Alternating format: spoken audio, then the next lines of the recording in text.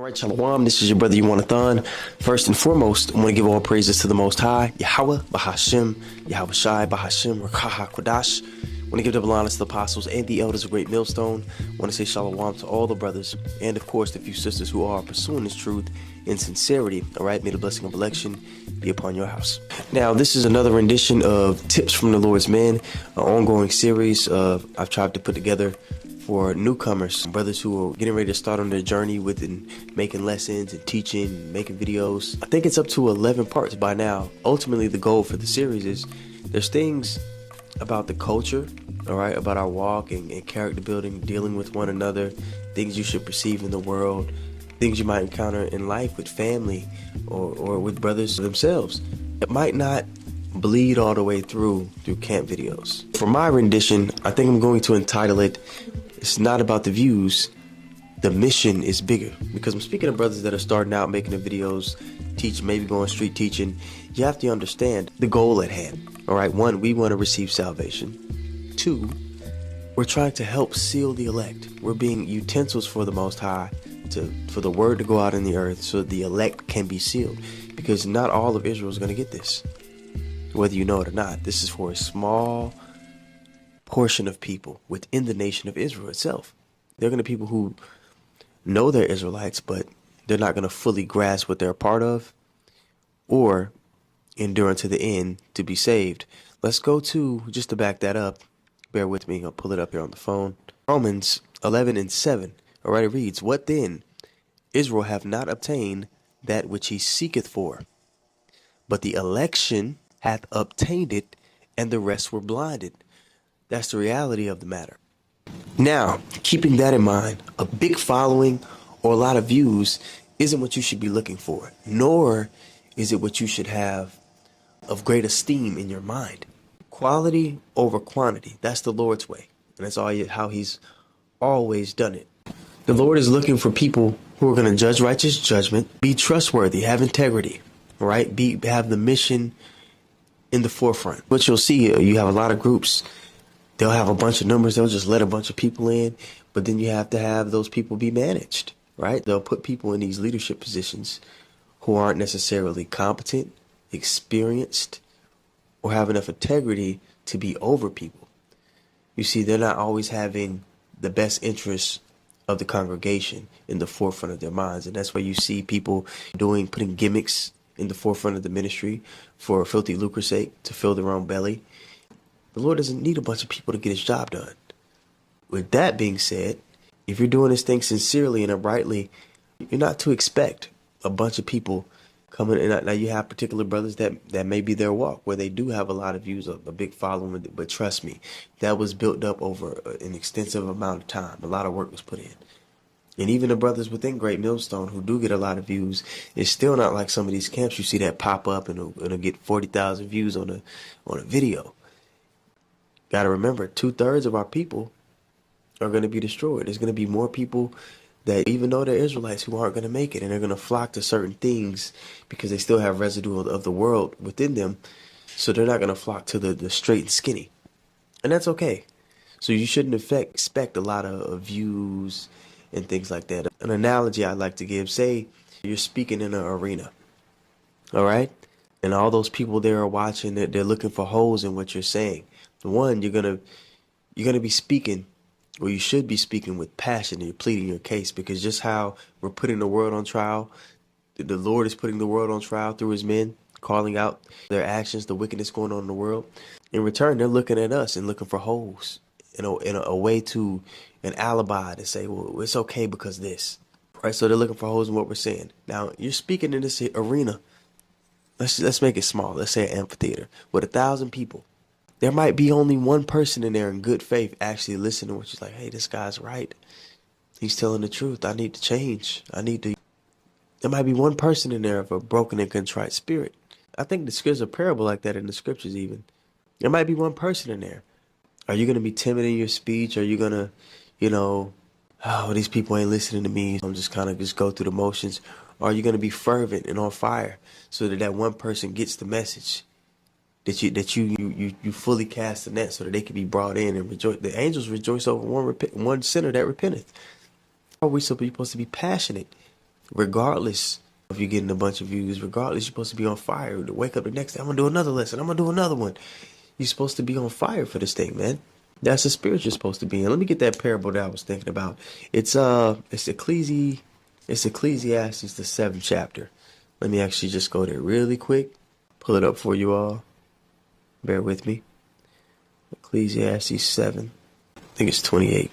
All right. Ecclesiastes 7 and 28, it says, which yet my soul seeketh, but I find not one man among 1,000 have I found. Let me start up a little bit here. I'll start at verse 26. All right. It's Ecclesiastes 7 and 26. It says, and I find more bitter than death the woman whose heart is snares and nets, and her hands as bands. You could lay down your plan and, hey, this baby, this is what we're gonna do. This is what I gotta give my time to for this purpose. A woman, most women, especially here on this side, they're impervious to logic. They're impervious to reasoning, especially the Judite woman. But the Lord's speaking on it pretty much.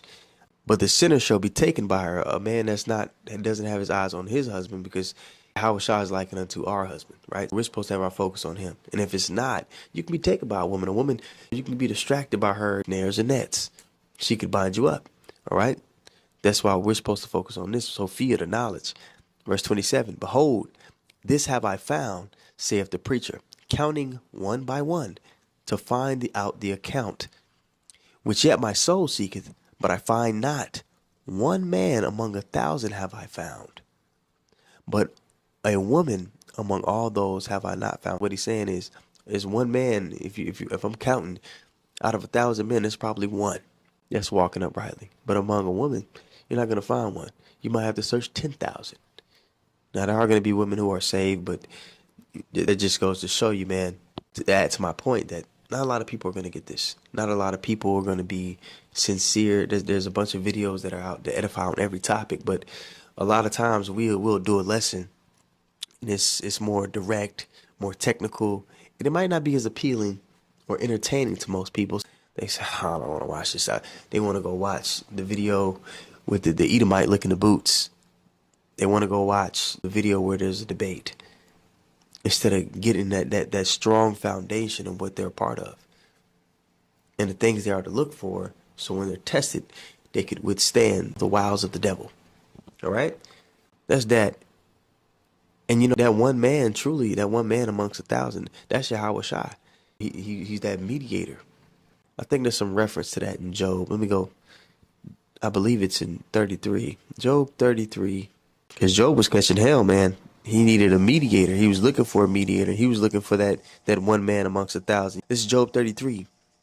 And I'll start at 21. It says, his flesh consumed away that it cannot be seen, and his bones that were not seen stick out. His soul draweth near unto the grave, all right, to death. He was having a near-death experience, man. The Lord put him, and Job represents the elect. Job was a literal man, but in a spiritual sense, his walk was our walk. It's going to be many brothers, man. They're going to have every excuse to quit, carnally speaking. But if they're of the elect, they're going to operate like Job, all right? Even though Job went through all of that, what did he say to his wife when his wife questioned him? All right, about his loyalty to the Most High. He says, you speak as one of the foolish women speaketh. Shall we receive good from the Lord and not evil? And all this did not Job sin with his lips. I believe that's Job 2 and 10 or 2 and 8. You guys can double check me. It's Job 2. It's either 8 or 10 or within that realm. All right. See what on here in Job 33. All right. 23. No, actually 22. It says, his soul draweth near to the grave, and his life to the destroyers.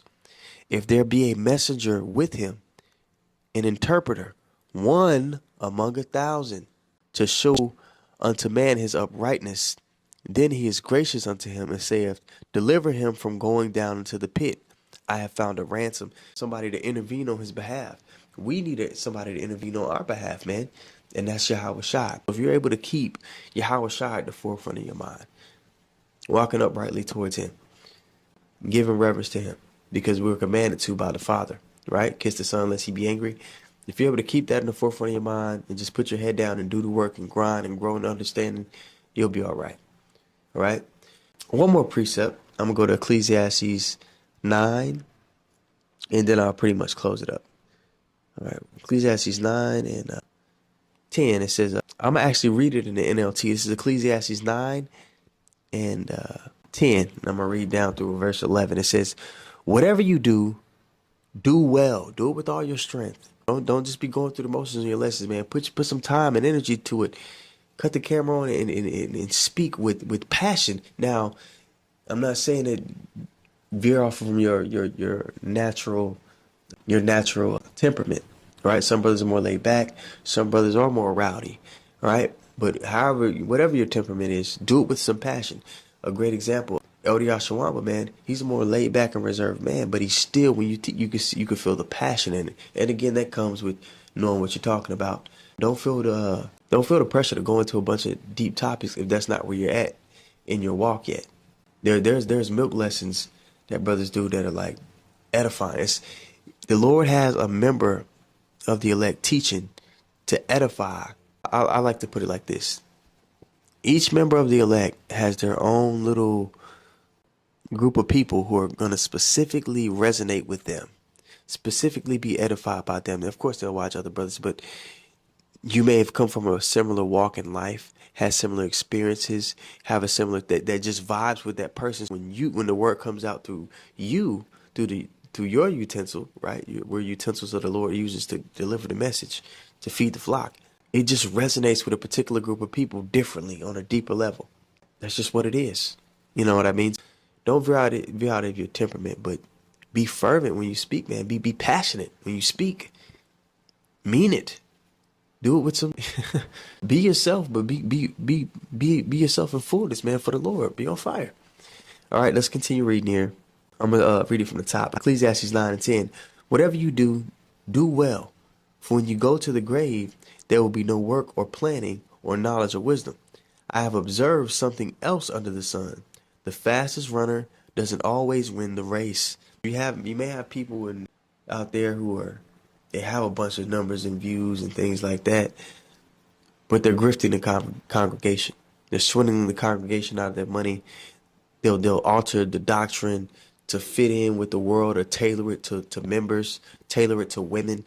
They may have got to a position quickly and all of that, but they lack the integrity.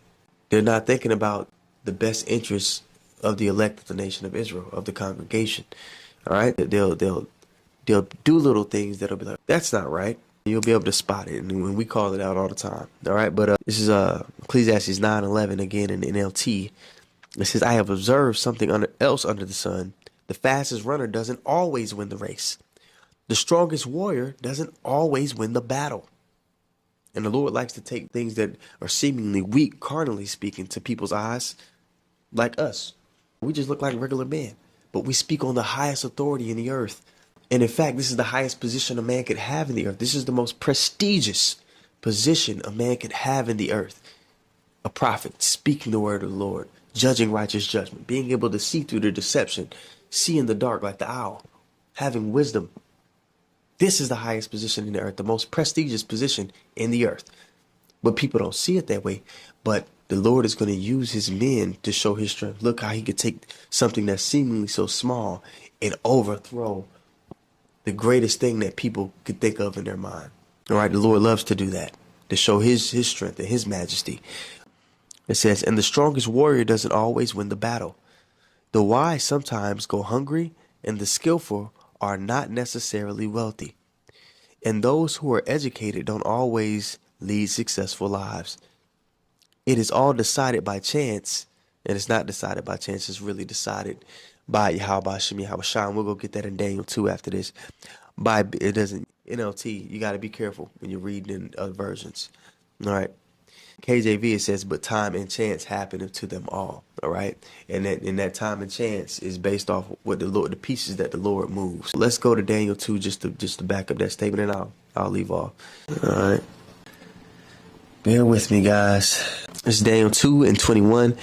It says, and he changeth the times and seasons and the seasons, and he removeth kings and setteth up kings.